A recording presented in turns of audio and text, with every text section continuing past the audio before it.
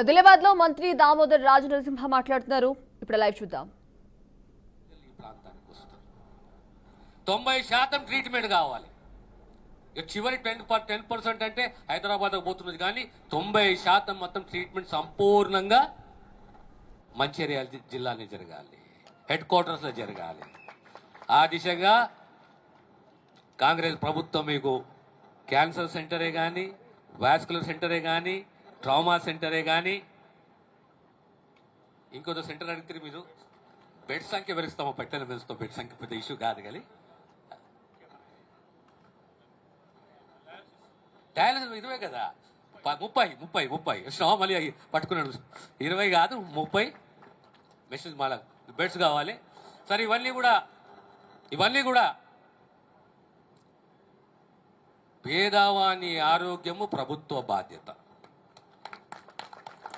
పేద పిల్లల విద్య, ప్రమాణాలతో కూడిన విద్య ప్రభుత్వ బాధ్యత. మనం పోరాడి తెచ్చుకున్న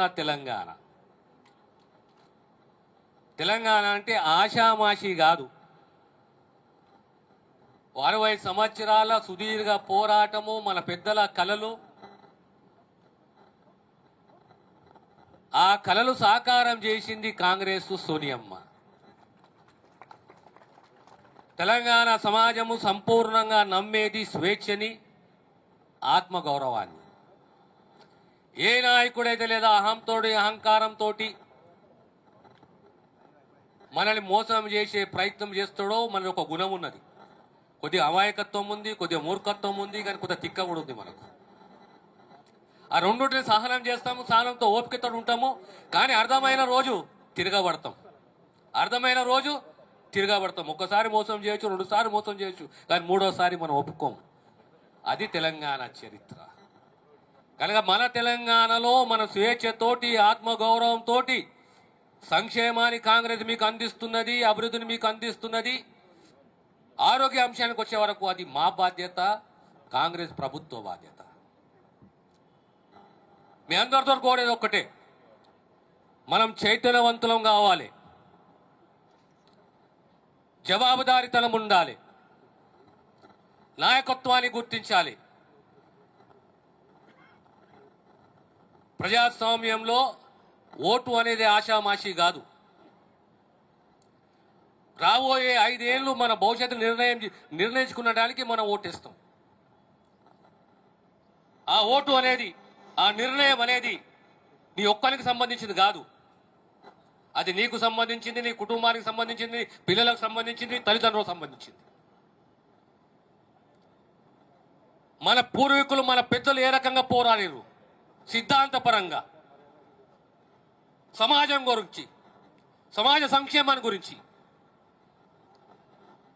60 సంవత్సరాల తెలంగాణ, 9 సంవత్సరాలు మళ్ళీ నిరంకుశ పాలన, అబద్ధాలతో కూడిన పాలన, మోసంతో కూడిన పాలన. కానీ ప్రజాస్వామ్యంలో శాంతియుతంగా ఇదే తెలంగాణ సమాజం తిరగబడ్డది. ఆ ఉప ప్రాంతీయ పార్టీకు చరమగీతం పాడింది. బాబాసాహెబ్ అంబేద్కర్ ఇచ్చిన అన్నింటిలో గొప్ప వరం ఏంది మనకు అంటే ఓటు. ఆ ఓటు ఒక విలువ మనం తెలుసుకోవాలి, ఆ పార్టీ చరిత్ర తెలుసుకోవాలి, ఆ నాయకుని చరిత్ర తెలుసుకోవాలి. మన భవిష్యత్తు నిర్ణయం మనం జాగ్రత్తగా తీసుకోవాలి. ఈరోజు 300 కోట్ల రూపాయల సూపర్ స్పెషాలిటీ హాస్పిటల్ అంటే ఆషామాషి కాదు. నిర్ణయాలు, ఆర్డర్లు కాగితాలకు పరిమితం కాకూడదు.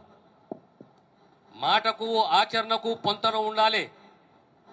2007 మన అందరికీ తెలుసు, ఆనాడు 2 మాత్తరమైన పథకాలు తీసుకొచ్చింది కాంగ్రెస్ పార్టీ. ఒకటి ఆరోగ్యశ్రీ పథకం. ఆరోగ్యశ్రీ పథకం ఎవరు తీసుకొచ్చారు? కాంగ్రెస్ పార్టీ, కాంగ్రెస్ ప్రభుత్వం. ఏ నాయకుడు? ఇలా చరిత్రలో గుర్తుంచుకోబెట్టట్టు ఉండాలి నిర్ణయాలు.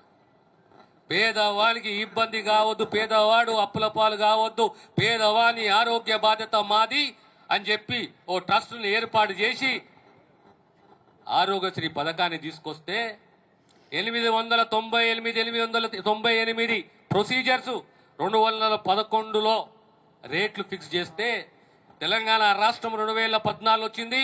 2024లో 23, 24లో కొత్త ప్రభుత్వం వచ్చింది, కానీ ఎక్కడ రేట్ల రివిజన్ కాలేదు.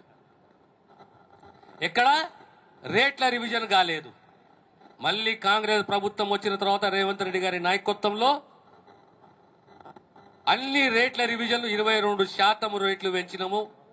సుమారు 484 కోట్ల రూపాయల ప్రభుత్వం అదనపు ఖర్చు. ఇక 163 కొత్త ప్రొసీజర్స్ యాడ్ చేసినాము. మళ్ళీ ఆరోగ్యశ్రీని 5 లక్షలు కాదు 5 లక్షల వరకు ఆ రోజు ఎలక్షన్తో మాటిచ్చి మాట నిలబెట్టుకున్నాము. 5 లక్షల నుంచి 10 లక్షలకు పెంచినాము. మళ్ళీ మీకు ఎందుకు గుర్తు చేస్తున్నానంటే, తెలంగాణ ఎప్పటికీ అలజడికి ఇప్పుడు గురై ఉంటుండే. ఒక కాలంలో తెలంగాణ చరిత్ర అనేది భూ పోరాటాల చరిత్ర. తెలంగాణ చరిత్ర అనేది తిరుగుబాటు చరిత్ర. న్యాయం కోసం, హక్కు కోసం, భూ హక్కుల కోసం పోరాడిన చరిత్ర. ఆ చరిత్రని గుర్తించింది, గౌరవించింది 71, 72, 73లో ఇంద్రమ్మ భూ సంస్కరణలు తీసుకొచ్చి ప్రతి గ్రామంలో కూడా పేదవానికి ఎకరము, అర్ధెకరము, 2 ఎకరాల భూ పంపకం చేసిన చరిత్ర ఇంద్రమ్మది, కాంగ్రెస్ పార్టీది. ఏ గ్రామానికి పోయినా ఇళ్ల స్థలాలే కానీ ఇల్లు మంజూరు చేసిన చరిత్ర కూడా కాంగ్రెస్ పార్టీది. ఉద్యోగాలు కాంగ్రెస్ ప్రభుత్వానిది. అలాగే మీ అందరితో కోరేది ఒకటే, ఈరోజు ఏ మాట అయితే కాంగ్రెస్ ప్రభుత్వము ఈ వేదికపై నుంచి మాటిస్తున్నామో ఖచ్చితంగా ఆ మాట నిలబెట్టుకుంటాము, అమలు చేసి తీరుతాం.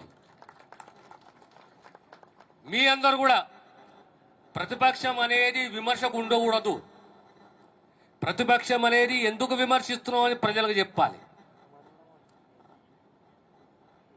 జవాబుదారీతనం ఉంది, మాటిస్తే మాట నిలబెట్టుకునే సత్తా, ధైర్యం ఉన్నది, దార్శనికత్వం ఉన్నది.